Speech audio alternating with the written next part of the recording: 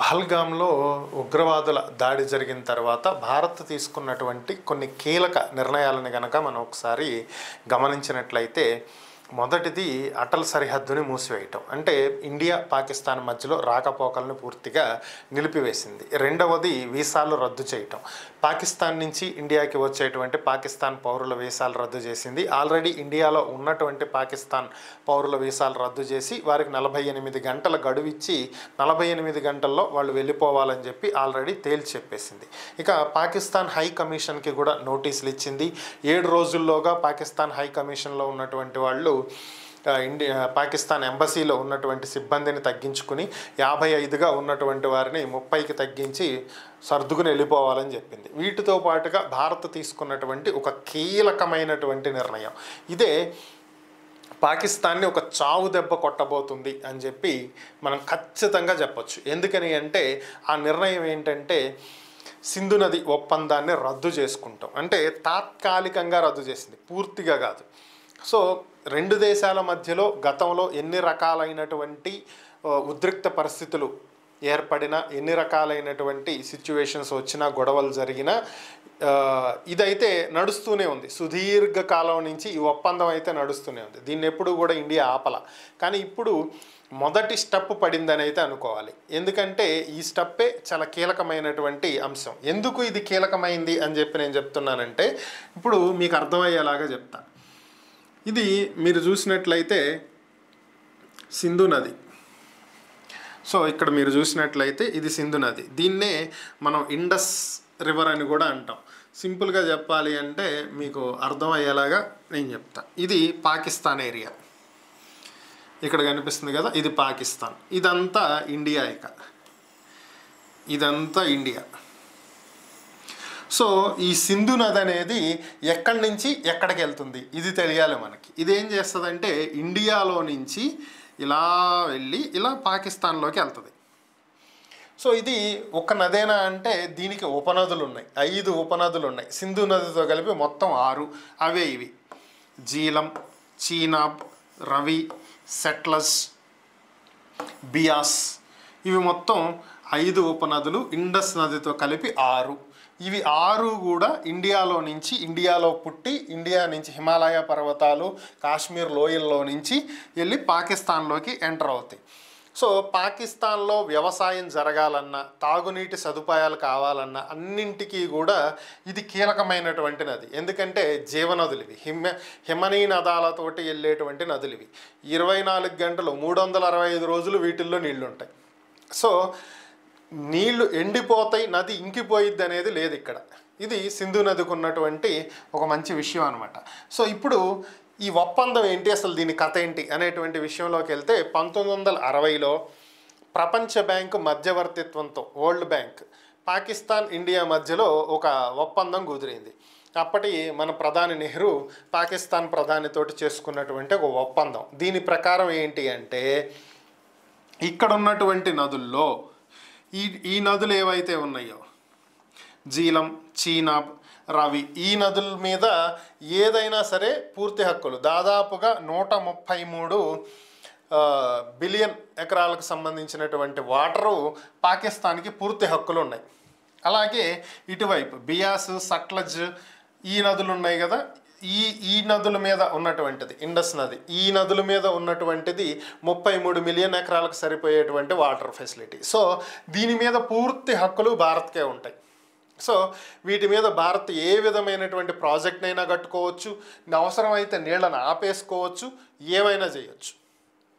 అలాగే పాకిస్తాన్కి హక్కులు ఉన్నటువంటి ఈ 3 ఉపనదుల మీద భారత్కి కూడా హక్కులు ఉన్నాయి. అవేంటి అంటే జల విద్యుత్కి కానీ, వ్యవసాయానికి కానీ, గృహ అవసరాలకి కానీ, సాగునీటికి కానీ ఏవైనా సరే ప్రాజెక్టులని భారత్ కట్టొచ్చు. అలాగే ఆ నీటిని వినియోగించుకోవచ్చు. కానీ శాశ్వతంగా వాటిని ఆపటానికి లేదు. అలాగే పాకిస్తాన్ పర్మిషన్ కూడా తీసుకోవాలి. సో ఇది ఉన్నటువంటి మెయిన్ క్రైటీరియా ఇక్కడ. ఇప్పుడు భారత్ ఏం చేస్తుందంటే ఈ ఒప్పందాన్ని మేము తాత్కాలికంగా రద్దు చేసుకుంటున్నాం అని చెప్తుంది. ఎప్పుడైతే ఈ ఒప్పందాన్ని రద్దు చేసుకుంటారో ప్రతిదానికి పాకిస్తాన్ పర్మిషన్ తీసుకోవాల్సినటువంటి అవసరం భారత్కి లేదు. సో దీంతో ఏమవుతుంది, ఇటువైపు 133 బిలియన్లు. ఇది చిన్న నెంబర్ అయితే కాదు కదా, ఇట్స్ ఎ బిగ్ ఫిగర్. అంత వాటర్ని ఇండియా స్టోర్ చేయగలిగితే పాకిస్తాన్కి ఒక చుక్క నీరన్న కిందకి దిగిద్దా? లేదు కదా. సో ఇక్కడ పరిస్థితి ఏంటి అంటే ఈ నదుల మీద మనకి నచ్చినటువంటి ప్రాజెక్టుల్ని నచ్చిన చోట కట్టుకోవచ్చు. ఇప్పుడు ఎవడి పర్మిషన్ అవసరం లేదు, ఎవరిని అడగాల్సిన అవసరం లేదు, ఎవరికి చెప్పాల్సిన అవసరం కూడా లేదు. కావలసినంత వాటర్ని స్టోర్ చేసుకోవచ్చు ఇక్కడ మనం. అలాగే ఆల్రెడీ మన అండర్లో ఉన్నటువంటి ప్రాజెక్టుల మీద కూడా మనకు పూర్తి హక్కు ఎలాగూ ఉంది కాబట్టి అక్కడి నుంచి కిందకి వాటర్ వెళ్లకుండా ఆపేసేయచ్చు. సో దీనివల్ల పాకిస్తాన్కి వచ్చే నష్టం ఏంటి అంటే ఇండస్ నది పాకిస్తాన్లోకి వెళ్ళేటప్పటికి పూర్తిగా ఎండిపోయిద్ది. సో దీంట్లో నీళ్లు ఉండవు, ఒకవేళ ఉన్నా అరాకొరా వాటరే ఉంటాయి. సో దీనివల్ల పాకిస్తాన్లో పంటలు పండవు, పూర్తిగా వ్యవసాయం కుంటుపడుతుంది.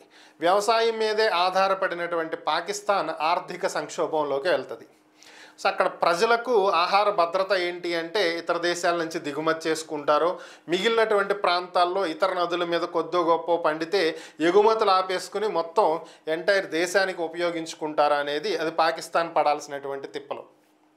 మరి ఇండియా మీద ఏమైనా ఒత్తిడి ఉంటుందా, దౌత్యపరంగా ఏమైనా ఇబ్బందులు అవుతాయా అంటే ఎప్పుడైతే ఇండస్ నది ఒప్పందాన్ని ఇండియా రద్దు చేసుకుంటుందో, అది ఎప్పుడైనా రద్దు చేసుకోవచ్చు.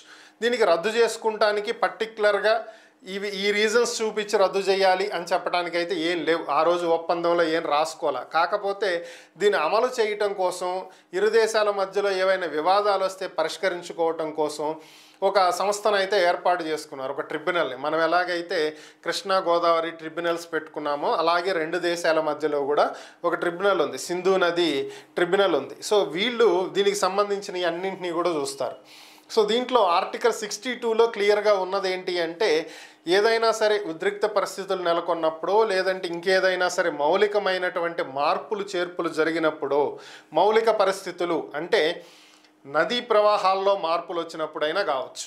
సో ఎప్పుడైనా సరే దీనికి సంబంధించి రద్దు చేసుకునే హక్కు ఇరు దేశాలకి ఉంటుంది. సో కాబట్టి భారత్ రద్దు చేసుకోవచ్చు. సో భారత్ను ఒప్పించాలంటే పాకిస్తాన్కు ఉన్నటువంటి ఏకైక మార్గం వరల్డ్ బ్యాంక్. మళ్ళీ ప్రపంచ బ్యాంక్ దగ్గరికి వెళ్ళి వరల్డ్ బ్యాంక్ని మీడియేటర్గా తీసుకొచ్చి కూర్చోబెట్టి లేదు మేము ఈసారి పద్ధతిగా బుద్ధిగా ఉంటాం, మేము మంచిగా మారిపోయాం, ఎలాగైనా సరే దీన్ని మళ్ళీ రెజ్యూమ్ చేయండి అని చెప్పి అడుక్కోవాలి. అదే పరిస్థితి. మరి ప్రపంచ బ్యాంక్ ఇప్పుడు ఇండియాకి చెప్పగలిగే స్థితిలో ఉందా అంటే ఎందుకంటే ప్రపంచ దేశాలకు కళ్ళకు కట్టినట్టు కనిపిస్తుంది. ఇండియా ఎటువంటి పరిస్థితులను ఎదుర్కొంది అనేది కనిపిస్తుంది. అలాగే ప్రపంచ దేశాలన్నీ ఈ సంఘటనని ఖండిస్తున్నాయి. ఒక పాకిస్తాన్ మాత్రమే మాకు సంబంధం లేదని చెబుతుంది. ప్రపంచంలోనే అత్యంత శక్తివంతమైనటువంటి ఆర్థిక వ్యవస్థగా భారత్ ఎలా ఎదుగుతుంది, ఎలా ఏర్పడింది అనేది ప్రపంచ దేశాలు చూస్తున్నాయి. ఈరోజు ప్రపంచంలో ఉన్న ప్రతి దేశానికి బిగ్గెస్ట్ మార్కెట్ ఏదైనా ఉందంటే అది ఇండియానే. 143 కోట్ల మందికి పైగా జనాభా కలిగినటువంటి దేశం, ప్రపంచంలోనే అత్యధిక జనాభా, అత్యధిక లేబర్ ఉద్యోగస్తులు కలిగినటువంటి దేశం ఇండియానే. సో మరి ఇంత పెద్ద మార్కెట్ని ప్రపంచ దేశాలు వదులుకుంటాయా అంటే అవకాశం లేదు. సో పాకిస్తాన్కి ఎటువంటి దిక్కు లేనటువంటి పరిస్థితి. ఇది ఒక ఫస్ట్ స్టెప్ మాత్రమే. ఇది తాత్కాలికంగా రద్దు చేస్తున్నామనే చెప్పారు. 4 రోజులు పోయిన తర్వాత శాశ్వతంగా మేము దీన్ని రద్దు చేస్తున్నాం అన్నారనుకోండి, చెయ్యగలిగింది ఏమీ లేదు, అసలు ఏమీ లేదు. కిషన్ గంగా ప్రాజెక్ట్ ఉంది ఇక్కడ. సో దీంట్లో పూడికి తీసుకుంటామంటే కూడా పాకిస్తాను పెద్ద ఇష్యూ చేసింది ఇంతకుముందు. సో అలాగే దానికి ఆ రోజు విధించిన కండిషన్ ఏంటంటే పూడికి తీసుకోండి, బట్ వాటర్ మాత్రం ఇప్పుడు కాదు, ఆగస్టులో నింపాలి. ఆ ప్రాజెక్టులోకి రిజర్వాయర్లోకి వాటర్ ఇప్పుడు నింపితే కుదరదు. సో ఇది పాకిస్తాన్ పెట్టినటువంటి కండిషన్. ఇప్పుడు మన ఇష్టం వచ్చినట్టు నింపుకోవచ్చు, అప్పటిదాకా వెయిట్ చేయాల్సిన పని లేదు. సో దీనివల్ల ఏమవుతుంది, ఆటోమేటిక్గా పాకిస్తాన్కి వెళ్ళాల్సినటువంటి నీరంతా ఆగిపోద్ది. సో ఇలా ఇండియా ఒక రకంగా పాకిస్తాన్ చావు దెబ్బ కొట్టిందనే చెప్పుకోవాలి. దీంతో ఇదే మనం డౌన్లో ఉండుంటే పరిస్థితి వేరేలా ఉండేది. పాకిస్తాన్ డౌన్లో ఉండటం, మన దగ్గర నుంచి నది అటు వెళ్ళటం వల్ల మనం ఏం చేయాలనుకున్నా ఇప్పుడు చేయగలిగేటువంటి పరిస్థితి. దీన్ని తాత్కాలికంగా రద్దు చేసిన భారత ప్రభుత్వం రేపు శాశ్వతంగా రద్దు చేసినా ఆశ్చర్యపోవాల్సినటువంటి అవసరం లేదు.